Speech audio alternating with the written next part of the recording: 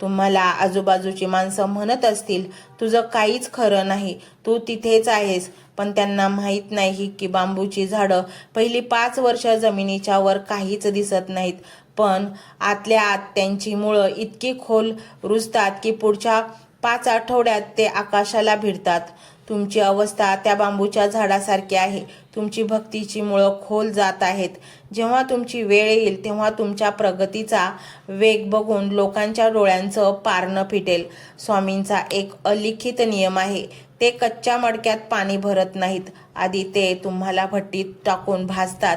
सध्या तुमच्या आयुष्यात जी परिस्थिती आहे हीच ती भट्टी आहे. तुम्हाला पोळतंय, त्रास होतोय, पण लक्षात ठेवा, हे भाजणं तुम्हाला फुटण्यापासून वाचवण्यासाठी आहे. ज्या दिवशी तुम्ही पक्के व्हाल त्या दिवशी स्वतःच्या हातानं तुम्हाला आनंदाच्या, ऐश्वर्याच्या आणि समाधानाच्या अमृताने भरून टाकतील. कधीतरी तुम्हाला वाटतं ना, मी एकटा पडलोय, पण नीट बघा, एकटे तेच पडतात. देवाला स्पेशल ट्रीटमेंट द्यायची असते.